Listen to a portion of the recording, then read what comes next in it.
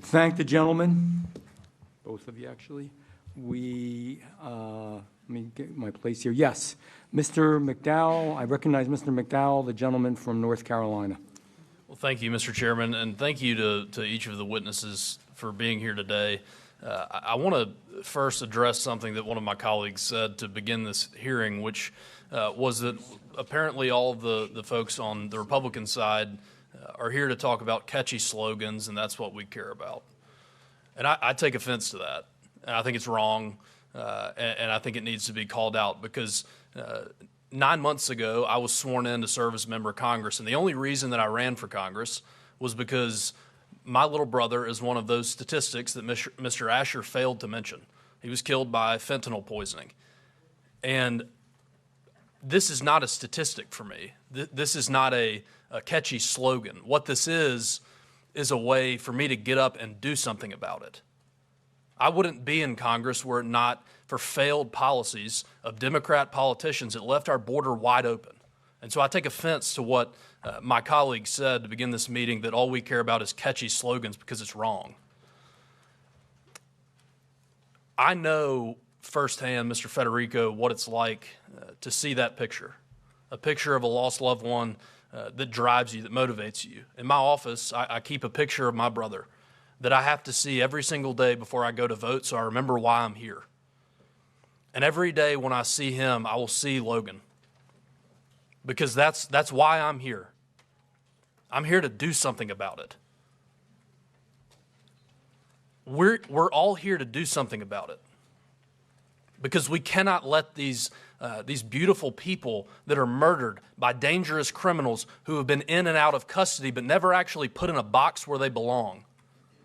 We can't do nothing. There's been a lot of conversation today about funding and mental health, and my wife is a therapist, and I don't think, as good as she is, I don't think an hour a week with my wife would have saved Irina, because I don't think that would have saved DeCarlos Brown's mental health. No, he's an animal, he's a criminal, and that is obvious by the horrific video that we saw. He belongs in a jail cell, and it is a failure. I won't even call them leaders, because they're not leaders, because leaders would have made sure that he was in prison. They're elected officials that didn't do their job, and they need to be called out for it.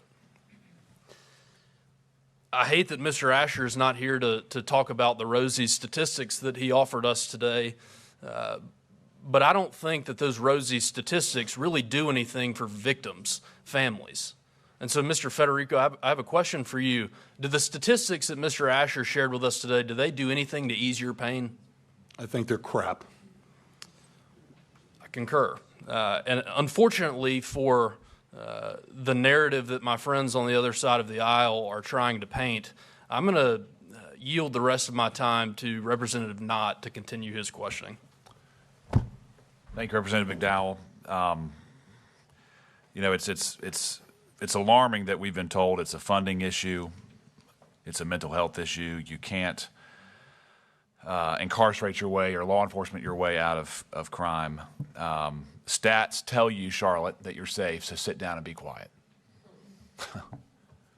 It's outrageous. It's outrageous. And their statistician said, disregard 1.5 million dead Americans. That law enforcement data that he utilized is inherently flawed. But sit down and be quiet because you're safe. I find it outrageous. We do not have a spending problem. We have an ideology problem. And when we start to look at behavior as some sort of collective trend or some sort of disparate impact if we actually police, rather than what one person does he or she deserve to be charged and prosecuted, we're going to be way off course. That's it. Justice is blind. If you commit a crime, you deserve to be prosecuted. And I hate to say this, but I've been very convicted up here. If any of us on this row right here had something stolen from us, if we were slapped, punched, shoved to the ground, do you think that we would be crying mental health? I find it laughable. I find it laughable. And I'm astounded that when we look at the brutal murder of Irina, how anybody could conclude this is a mental health crisis is astounding. I'm short on time. Ms. King, let me just ask you, one tool that I think is underutilized is the task force officer model. Can you briefly summarize how we can implement that around the country to force multiply for good? Absolutely. The task force model, which was best utilized through the Organized Crime Drug Task Force, combines resources at both the federal and the state level, law enforcement, and even prosecutors. The benefit of that is because oftentimes local law enforcement, they know the drivers of the violent crime on the street. They're in the community every day. They know those repeat offenders.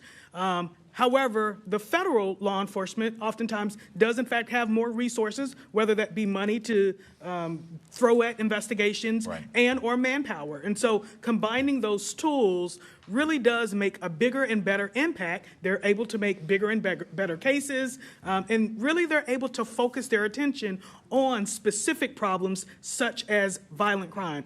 In my experience as a prosecutor, the most violent people I was ever able to prosecute were, in fact, a result of a task force model. And so I would echo that. I know the OCDEF program has been dismantled. I would echo that bringing back programs such as that are, in fact, tremendously instrumental in our communities. Thank you. The gentleman yields.